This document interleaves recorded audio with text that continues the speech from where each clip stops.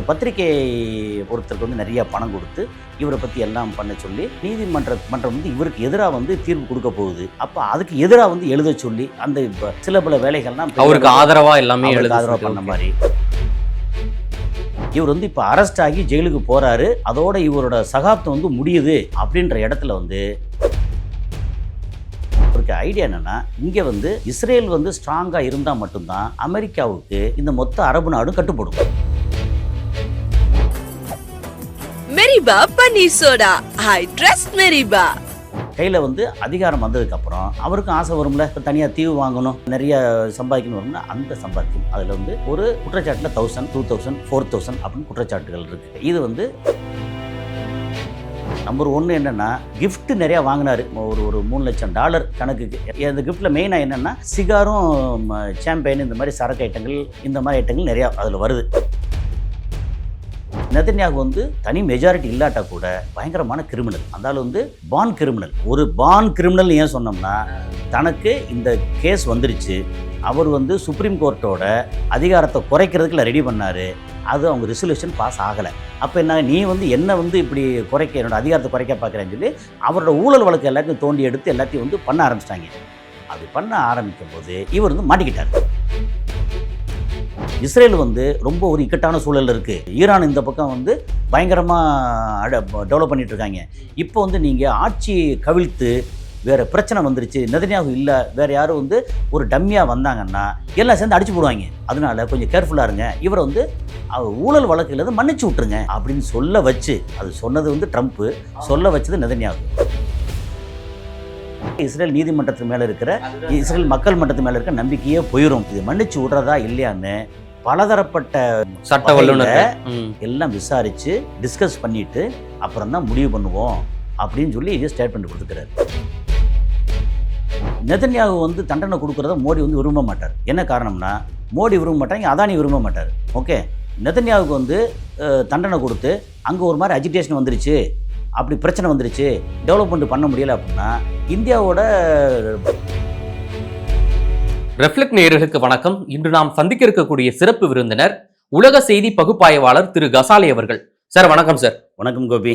Sir, இஸ்ரேலுடைய பிரதமர் Benjamin Netanyahu தன்னுடைய குற்ற வழக்குகள் வந்து அதிகமாக ஆனதால இன்னைக்கு திடீர்னு வந்து அவர் வந்து மன்னிப்பு கோரி வீடியோ வெளியிட்டிருக்காரு. தொடர்ந்து வாரத்துக்கு 3 நாள் வந்து நான் வந்து நீதிமன்றம் போறேன், என்னால முடியல அப்படின்ற போலாம் சொல்லி வீடியோ வெளியிட்டிருக்காரு. இது எப்படி பாக்குறீங்க? அவருடைய ஊழல் வழக்குகள் என்னென்ன சார்? அது அவரை பற்றின கொஞ்சம் டீட்டெயிலில் வந்து விளாவரியாக பேசிடலாம். Okay sir. என்னென்னா, அவர் வந்து இப்போ அதிபராக இருக்காருன்னா அவர் வந்து இஸ்ரேலில் புதுசு இல்லை. அவர் வந்து சதாம் ஹுசேன் உயிரோடு இருக்கும்போதே அவர் வந்து இஸ்ரேலில் வந்து பதவியில் இருந்தவர். அவர் தான் வந்து ஈராக்கில் போய் தேடல்ன்ற பேரில் சதாம் ஹுசேன் நீங்கள் வந்து அரெஸ்ட் பண்ணி அவர் போட்டு தள்ளிட்டீங்கன்னா நமக்கு வந்து அந்த ஏரியா பிரச்சனை முடிஞ்சிடும். என்னென்னா, அவருக்கு ஐடியா என்னென்னா, இங்கே வந்து இஸ்ரேல் வந்து ஸ்ட்ராங்காக இருந்தால் மட்டும்தான் அமெரிக்காவுக்கு இந்த மொத்த அரபு நாடும் கட்டுப்படும் அப்படிங்கிறது. இப்படி தான் வந்து ஈராக்கில் வந்து ரொம்ப பிரச்சனை வந்துச்சு. அந்த பிரச்சனை நிறையா பேசியிருக்கோம். அவங்க வந்து டாலர்லேருந்து பெட்ரோலியம் ப்ராடக்டை வந்து முழுக்க 100% டாலர்லேருந்து டக்குன்னு வந்து யூரோவுக்கு மாற்றினாங்க. அதில் வந்து எப்படின்னா அமெரிக்கா பொருளாதாரம் அடிபட ஆரம்பிச்சது. அப்போ இவரை பார்த்து எல்லாருமே மாறிடுவாங்களா அப்படின்னு சொல்லிட்டு இங்கே போட்டு தள்ளினா தான் முடியும்னு சொல்லிட்டு அப்புறம் பிரச்சனை வந்துருச்சுன்னு வச்சுக்கோங்க. அந்த பிரச்சனையை வந்து ஐடியா கொடுத்து தூண்டி விட்டதில் முக்கியமான ஆள் வந்து பெஞ்சமின் நெதன்யாகு. எப்போ சதாம் ஹுசேன் பீரியடில். அப்போ தான் அதுக்கப்புறம் சதாம் ஹுசேன் ஓடி ஒளிஞ்சு எல்லாம் பண்ண நடந்துச்சு. இப்போ வந்து அவர் வந்து அதிபர் ஆகிட்டார். அதிபர் ஆனால் என்ன நடக்கும், அவர் கையில் அவ்வளோ வானளாவிய அதிகாரம் இருக்குது. இத்தனைக்கும் அவர் வந்து ஃபுல் மெஜாரிட்டி இல்லை, 120 சீட்டு உள்ள பார்லிமெண்ட். அங்கே அதில் 61 பேர் அவருக்கு வந்து எம்பிஎஸ் இருந்தால் தான் மெஜாரிட்டி. ஆனால் அவர் கட்சியில் இருக்கிறதே மொத்தம் 32 பேர். அப்போ என்ன பண்ணாங்க, முதல்ல நெதன்யாகு வந்து அதிபராக இருக்கணும், அடுத்து 1 வருஷம் 2 வருஷம், அடுத்து வந்து வேறு இன்னொரு கூட சப்போர்ட் பண்ணுற கட்சி இருக்கு இல்லையா, அந்த கட்சி வந்து அதிபராகணும், இவங்க வந்து கூட இருக்கணும், சப்போர்ட்டில் இருக்கணும். அடுத்து திரும்ப வந்து ரொட்டேஷனில் வர்ற மாதிரி 4 கட்சிகள் வந்து இப்போது சப்போர்ட் பண்ணுது. அப்போ 4 கட்சிகளும் சுழற்சி முறையில் பண்ணணும் அப்படின்னு வந்த இடத்துல முதல்ல பண்ணார். அதுக்கப்புறம் வந்து ஸ்டெப் டவுன் ஆகி வேற ஒருத்தர் வந்தாங்க. அதுக்கப்புறம் வந்து இவர் திரும்ப வந்து இல்லை வேற ஒரு பிரச்சனைக்குன்னு சொல்லி திரும்ப வந்தார். திரும்ப வந்ததுக்கப்புறம் இவர் வந்து பயங்கரமான கில்லாடி.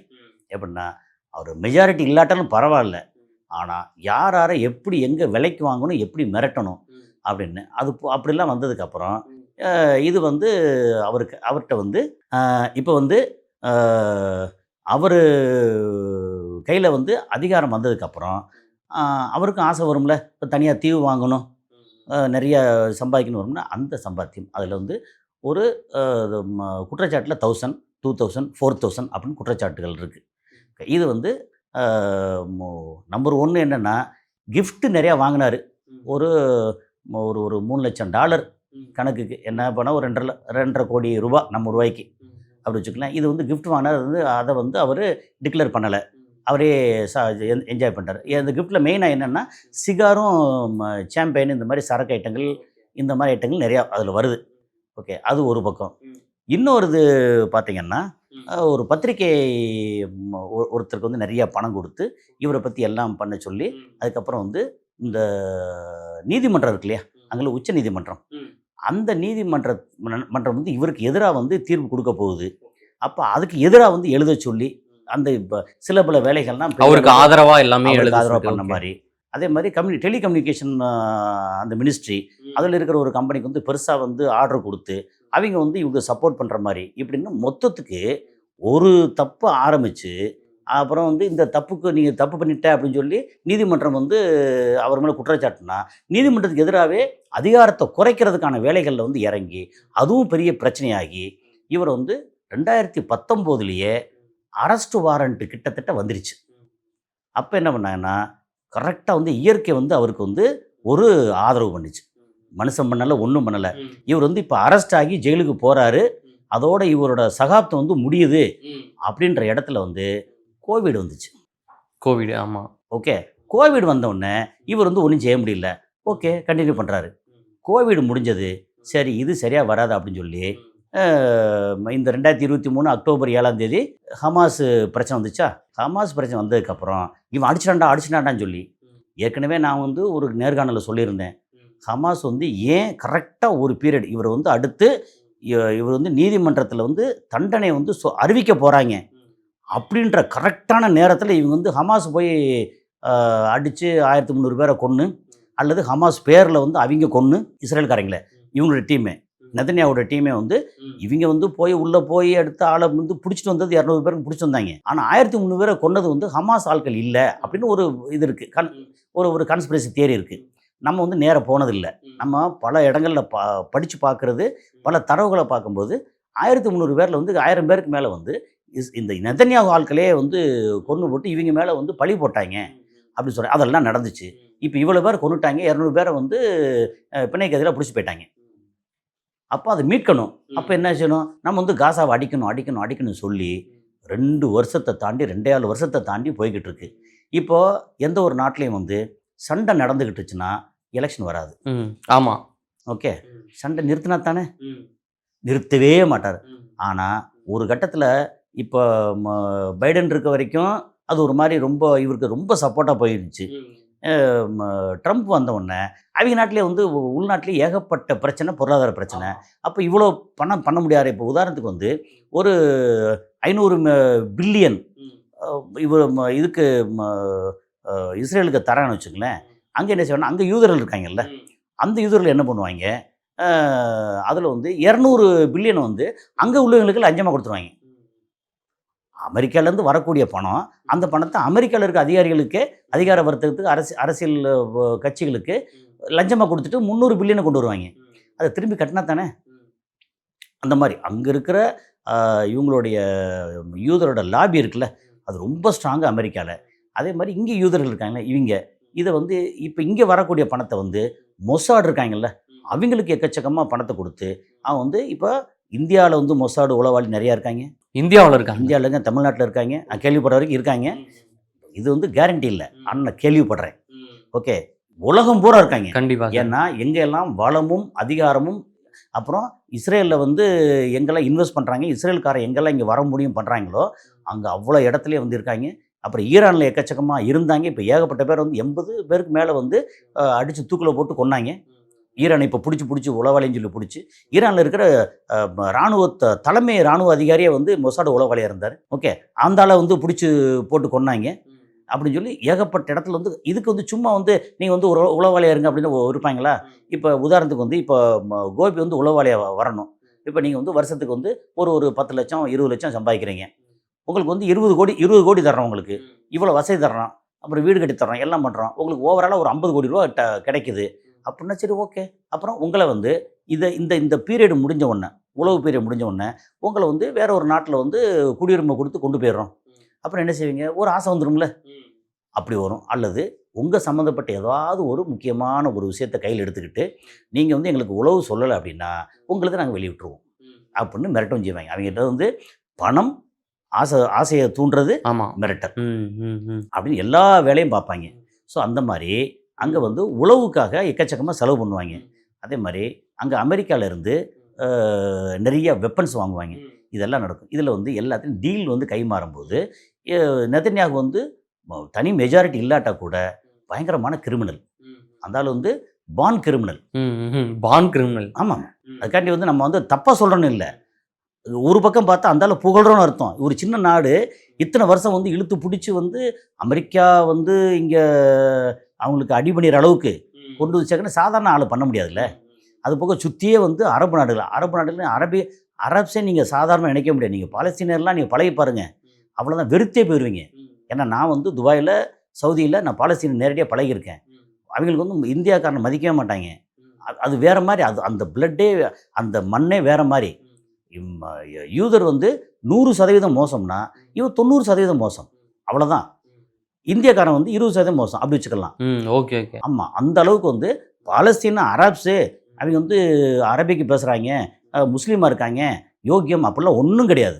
அந்த மண்ணில் இருந்தவங்க, அந்த மண்ணோட குணம் வந்து எப்போவுமே காலை வருவாங்க, காட்டி கொடுப்பாங்க, எல்லா வேலையும் பண்ணுவாங்க. அது யூதராக இருந்தாலும் சரி, முஸ்லீமாக இருந்தாலும் சரி, அப்பேற்பட்டவங்க. இந்த ஆள் மேலே ஒரே மண்ணு தானே சார், பக்கத்தில் ஒரே மண், அதனால் வந்து இருக்க தான் செய்யும். ஆனால் இதே நேரத்தில் நீங்கள் இந்தியாவில் எடுத்துக்கிட்டிங்கன்னா தமிழ்நாட்டோட குணம் ஒரு மாதிரி இருக்கும், கேரளா குணம் அப்படி தலைகீழ மாதிரி இருக்கும். ஆமாம், இந்த கேரளா குணமும், அந்த கேரளா குணம் வந்து ஸ்ரீலங்கா தமிழ் இருக்காங்கல்ல, அவங்க குணம் கொஞ்சம் ஒத்து போகும். மேபி அது வந்து இந்த டூரிசம் கண்ட்ரி மாதிரி இருந்தனால அப்படி ஸ்டேட்னா அப்படி இருக்கலாம்னு நினைக்கிறேன். ஆனால் தமிழ்நாட்டு குணமும் கேரளா குணமும் வேறு, ஒரே மண் இல்லை. இது வேறு மண், அது வேறு மண் ஆயிடுச்சு. ஆனால் தமிழ்நாட்டு குணமும் ஆந்திராவில் ஒரு போர்ஷன் அது குணமும் ஒரே மாதிரி இருக்கும். ஓகே. அப்போ அதே மாதிரி கர்நாடகா எடுத்திங்கன்னா அங்கே வந்து மகாராஷ்டிரா குணம் இருக்கு இல்லையா, அது கொஞ்சம் ஜாஸ்தி இருக்கும், இன்ஃப்ளூயன்ஸ் ஜாஸ்தி இருக்கும். தமிழ்நாட்டோட இன்ஃப்ளூயன்ஸ் கொஞ்சம் கம்மியாக இருக்கும். இப்படி அந்த ஒவ்வொரு மண்ணுக்கு மண் இருக்குல்ல அதில். அப்போது இவர் மேலே வந்து சார்ஜ் வந்து எல்லாம் கோர்ட்டில் வந்து தீர்ப்பாகி எல்லாம் வரப்போகுது. கோவிட் வந்து காப்பாற்றுச்சு. கோவிட் முடிஞ்ச உடனே ஏதோ செட்டப் பண்ணதா அல்லது இவங்க வந்து வேகத்தில் பண்ணாங்களா, அல்லது வந்து ஆப்ரஹாம் அக்காடுன்னு சொல்லி ஒரு இது வந்து சவுதி அரேபியா கையெழுத்து போட வேண்டியது ஒரு டைம். ஆப்ரஹாம் அக்காடில் சவுதி அரேபியா கையெழுத்து போட்டாங்கன்னா அதுக்கப்புறம் வந்து சவுதி அரேபியா வந்து இஸ்ரேலை பகச்சிக்கவே முடியாது. இஸ்ரேலை வந்து சவுதி அரேபியாவுக்குள்ளே தூதரகம் திறக்க விட்டாகணும். சவுதி தூதரகம் வந்து இஸ்ரேலில் இருக்கும். அப்போ இவங்க வந்து இஷ்டத்துக்கு எல்லாம் பண்ணுவாங்க அப்படின்ற இடத்துல வந்து அதை தடுக்கிறதுக்காக வந்து இவங்க வந்து காசாலேருந்து ஹமாஸ் பண்ணாங்கன்னு ஒரு இது உண்டு. இவங்க செட்டப் பண்ணாங்கன்னு ஒரு பக்கம் உண்டு. அல்லது ஆப்ரஹாம் அக்காடை வந்து குலைக்கணுங்கிறதுக்காக, நிறுத்தணுங்கிறதுக்காக பண்ணாங்கன்னு. எது பண்ணாலும் சரி அது யாருக்கு நல்லதாக போச்சு அப்படின்னா பெஞ்சமின் நெத்தன்யாவுக்கு நல்லதாக போச்சு. சண்டை வந்துருச்சு, போட்டு அடின்னு அடித்து அந்த மக்கள் வந்து எக்கச்சக்கமாக கொண்டாங்க. இப்போ வரைக்கும் 4 லட்சம் பேருக்கு மேலே சொல்கிறாங்க. ஆனால் வந்து அஃபிஷியலாக வரதே ஒரு 80,000 பேர் பக்கம் சொல்கிறாங்க. என்னத்தை கொண்டாலும் கொலகாரம் தானே, கொண்டாச்சு, முடிஞ்சு போச்சு. முன்னாடி வந்து எப்படி இந்த இதை பற்றி ஹிட்லரை பற்றி பேசணும், 60 லட்சம் சொன்னாங்க, ஒரு 6 லட்சம் யூதர்களை கொண்டாங்கல்ல, அதுக்கும் இப்போ பெஞ்சமின் நெத்தன்யாவுக்கும் என்ன வித்தியாசம்? பெரிய வித்தியாசம் ஒன்றும் இல்லை. இங்கே கொண்டிருக்காங்க, அங்கே முன்னாடி வந்து யூதர்களை கொண்டாங்க, சொல்லி கொண்டாங்க. அப்படி அந்த மாதிரி இப்போது என்ன ஆகிப்போச்சு இடையில ஒரு சில மாதங்களுக்கு முன்னாடி. ஆனால் இவருக்கு வந்து எப்படின்னா அடுத்து 2026 கம்பல்சரியாக அங்கே இஸ்ரேலில் தேர்தல் நடந்தே தீரணும். இல்ல புரியல சார். ஆனா வந்து அந்த குற்ற வழக்குகள் தப்பிச்சாரு. எப்போ கோவிட்ல தப்பிச்சாரு. அங்க வந்து தப்பிச்சாரு. அந்த டைம்ல தான் வந்து அவர் சிறைக்கு போக வேண்டியது அப்படின்னு சொன்னீங்க. இவ்வளவு நாள் வந்து அவர் எப்படி தப்பிச்சுன்னு இருந்தாரு? இவ்வளவு காலம் எப்படி இருந்தாரு? இவ்வளவு நாள் பிரதமரா வேற வந்திருக்காரு. அது எப்படி சார்? அது வடிவேல் கிரைன்னு சொல்றாங்கல்ல, ஒரு பான் கிரிமினல் ஏன் சொன்னோம்னா, தனக்கு இந்த கேஸ் வந்துருச்சு, அவர் வந்து சுப்ரீம் கோர்ட்டோட அதிகாரத்தை குறைக்கிறதுக்குள்ள ரெடி பண்ணாரு. அது அவங்க ரெசல்யூஷன் பாஸ் ஆகலை. ஓகே, அப்போ என்ன, நீ வந்து என்ன வந்து இப்படி குறைக்க, என்னோட அதிகாரத்தை குறைக்க பார்க்குறேன்னு சொல்லி அவரோட ஊழல் வழக்கு எல்லாத்தையும் தோண்டி எடுத்து எல்லாத்தையும் வந்து பண்ண ஆரம்பிச்சிட்டாங்க. அப்படி பண்ண ஆரம்பிக்கும் போது இவர் வந்து மாட்டிக்கிட்டார். ஆனால் மாட்டிக்கிட்டு அடுத்து ஜெயிலுக்கு போகணுன்ற இடத்துல கோவிட் வந்துச்சு. கோவிட் கரெக்டாக அந்த டைம் வந்துச்சு. வந்த உடனே அந்த நேரத்தில் கோவிட் நேரத்தில் என்ன செய்ய முடியும்? உலகமே ஷட் டவுன் பண்ணியிருக்கோம். நம்ம வந்து என்ன சொல்லுவோம், எல்லா மத புனித தலங்கள் இருக்குல்ல, நீங்கள் எந்த கோயிலுக்கு போனாலும் கோயிலுக்கு வந்து அலௌடு இல்லை, சர்ச்சுக்கு அலௌடு இல்லை, மசூதிக்கு அலௌடு இல்லை. அப்படின்னா நீங்கள் வந்து வாடிகனில் யாரும் போக முடியாது, மெக்கா மெதினாவுக்கு யாரும் போக முடியாது, இங்கே திருப்பதியாக இருக்கட்டும், எங்கே இருக்கட்டும், எங்கேயுமே போக முடியாது. ஆனால் அந்த ஒரு வைரஸ் வந்து உலகத்தை வந்து அந்த டைம் ஆட்டி படைச்சது. ஓகே, அப்போ எல்லாத்தையோட வைரஸ் தான் வந்து டாப் அப்படின்ற இடத்துக்கு வந்துச்சு பார்த்தீங்கல்ல அந்த டைமில். அப்போது அந்த வைரஸ் வந்து நெதன்யாகு வந்து ஜெயிலுக்கு போகாமல் காப்பாத்துச்சு. அதுக்கப்புறம் முடிஞ்சது வந்ததுக்கப்புறம் தான் இந்த மாதிரி பிரச்சனை வந்துச்சு. வந்தால் இப்போ அடுத்து ஒரு 2 வருஷம், இப்போ 2019 கடைசி, ஓகே, ஒரு அக்டோபர் நவம்பர் அந்த ரேஞ்சு வச்சுக்கங்களேன். 2019லேருந்து 2025 வந்துருச்சு, 6 வருஷம். அது ஒரு மாதிரி கொண்டு போய் சேர்த்துட்டு போயிட்டாரு. அதுதான் ஏன்னா இடையில வந்து இந்த கொரோனா முடிஞ்சு 2021 கொரோனா 20 முடிஞ்சு 21 கொரோனா அதில் முடிஞ்சதுக்கப்புறம் 2 வருஷம் அடுத்து வந்து ட்ரையல் நடக்கும்ல கோர்ட்டில், அங்கே போக வர ட்ரையல் நடந்துகிட்டே இருக்கும்போது அந்த ட்ரையலில் வந்து அவர் வந்து எப்படியோ அடுத்து வந்து போட்டு தள்ளிடுவாங்க, போட்டு என்ன ஜெயிலில் போட்டுருவாங்க. அதுக்கப்புறம் அவர் லைஃப் வந்து எண்டு அப்படின்னு வந்த இடத்துல தான் திரும்ப வந்து ஹமாஸ் பிரச்சனை வருது கரெக்டாக அந்த டைம். ஆமாம், அப்போது இவர் வந்து சொல்லி செஞ்சதா அல்லது வேணும்னு வேறு ஏதாவது நடந்ததா அப்படி தெரியாது. ஸோ இவர் வந்து இது வரைக்கும் கிட்டத்தட்ட 5-6 வருஷமாக தப்பிச்சு அதிபராகவே இருக்காரா. இப்போது என்ன பண்ணார், அவர் வந்து அடிக்கடி பைடன் முடிஞ்சதுக்கப்புறம் வந்து ட்ரம்ப் வந்தாரா, ட்ரம்ப் போய் மீட் பண்ணுறாரு.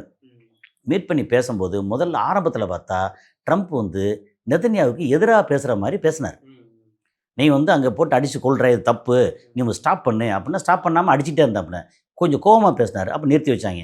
அப்புறம் வந்து ஒரு 19 நிமிஷம் 20 நிமிஷம் திட்டங்கள்லாம் போட்டு ஹமாஸுக்கும் இஸ்ரேலுக்கும் வந்து கையெழுத்து போடணும் அப்படின்னா அந்த இங்கே ஈஜிப்டில் வச்சு வச்சு கையெழுத்து போடுறதுக்கு வந்து ட்ரம்ப் வந்தார்.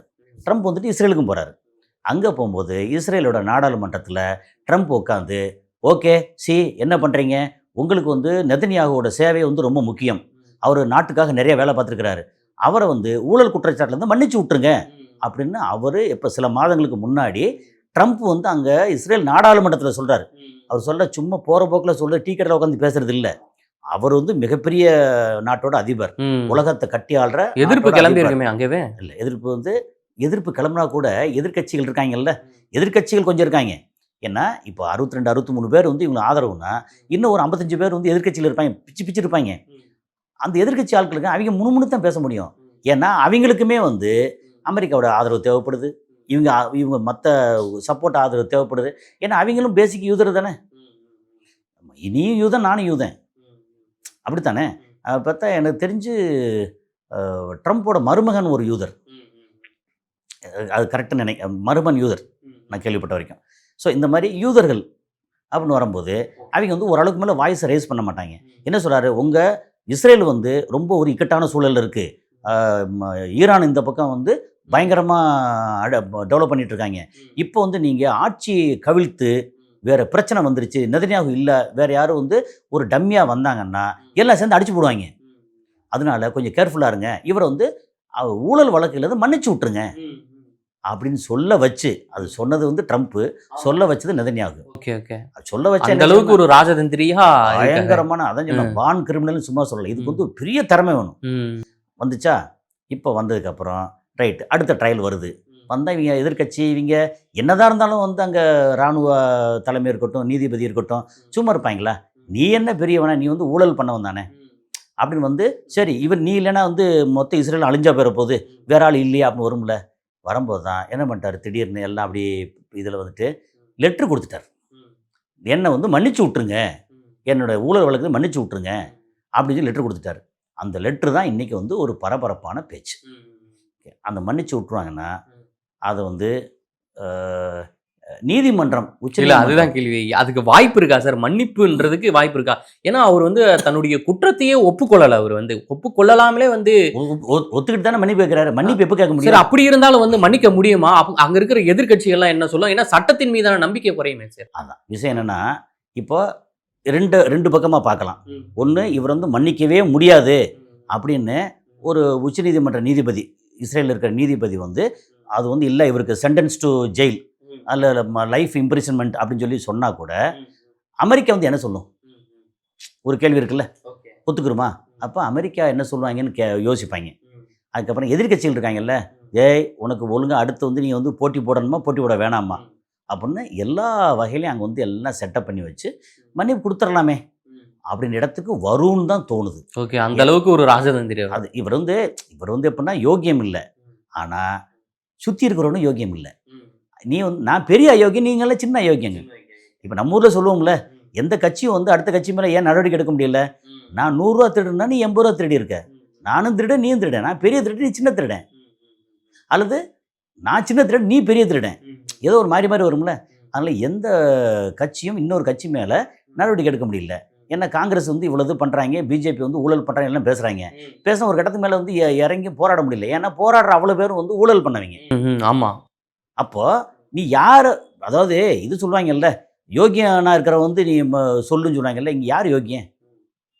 பொதுவாக மனுஷங்களாக இருந்தவன் யாருமே யோகியம் இல்லை. என்ன அளவு சிறுசாக இருக்கும், ஒரு வாய்ப்பு ஒன்று சில வாய்ப்பு கிடைச்சிருக்கும், சிலருக்கு வாய்ப்பு கிடைச்சிருக்காது. வாய்ப்பு கிடைக்காதவன் யோகியன், வாய்ப்பு கிடைச்சவன் குற்றவாளி. அப்படித்தான் கணக்கு. அந்த குற்றம் செஞ்சுட்டு தப்பிக்க முடியக்கூடிய வந்து புத்திசாலி. அவ்வளோதான் மேட்ரு. அந்த விதத்தில் வந்து நெதன்யாகு வந்து மிகப்பெரிய பான் கிரிமினல், புத்திசாலி. அதனால் இப்போ என்ன நடக்கும்னா, இவர் வேறு ஆல்டர்னேட் வந்து ஸ்ட்ராங்காக வந்து லாபி பண்ணி நெதன்யாகு வேண்டாம் வேற ஆள் வரட்டும் அப்படின்னு சொல்லி அமெரிக்காவை கன்வின்ஸ் பண்ணிட்டாங்கன்னா நெதன்யாவுக்கு தண்டனை கிடைக்கும். ஆனால் இப்போ இருக்கிற சூழலில் வந்து வேறு யாரும் அப்படி வந்து நம்ம உள்ளே படித்து பார்த்த வரைக்கும், டீட்டெயில் பார்த்த வரைக்கும் அப்படி ஒன்றும் பெருசாக யாரும் காணோம். அங்கே இருக்கிற அதிபர் வந்து டிசைட் பண்ணணும். அப்போ என்ன சொல்கிறாரு, அவர் சொல்லதே, இதை வந்து டக்குன்னு எடுத்தோன்னே மன்னிச்சு விட்டுட்டா நம்ம மேலே இருக்கிற நம்பிக்கையே போயிடும். நீங்கள் கேட்டீங்கல்ல, நம்ம இஸ்ரேல் மேலே இருக்கிற, இஸ்ரேல் நீதிமன்றத்து மேலே இருக்கிற, இஸ்ரேல் மக்கள் மன்றத்து மேலே இருக்கிற நம்பிக்கையே போயிடும். இது மன்னிச்சு விடுறதா இல்லையான்னு பலதரப்பட்ட சட்ட வல்லுநர் எல்லாம் விசாரித்து டிஸ்கஸ் பண்ணிட்டு அப்புறம் தான் முடிவு பண்ணுவோம் அப்படின்னு சொல்லி இதே ஸ்டேட்மெண்ட் கொடுத்துக்கிறாரு. இவருடைய விஷயத்துல வந்து ட்ரம்ப் வந்து ஓப்பனா அவருக்கு சப்போர்ட் பண்றாரு, பெஞ்சமின் சப்போர்ட். ஆனா உலக நாடுகள்லாம் எப்படி பார்க்குது, குறிப்பா வந்து இந்தியா கூட இஸ்ரேலுக்கு கொஞ்சம் ஆதரவான நாடு தான். அது எப்படி ஆதரவு, அது எப்படி சார் பாக்குறீங்க? மோடி எப்படி பாப்பாரு இது போல விஷயத்தெல்லாம்? அதாவது நெதன்யாகு வந்து தண்டனை கொடுக்கறத மோடி வந்து விரும்ப மாட்டார். என்ன காரணம்னா, மோடி விரும்ப மாட்டாங்க, அதானி விரும்ப மாட்டார். இல்லை, இதுக்கு வந்து தப்பெல்லாம் யாரையும் சொல்லலை. அதானியோட இன்வெஸ்ட்மெண்ட் வந்து அங்கே ஹைஃபா போர்ட்டில் இருக்குது.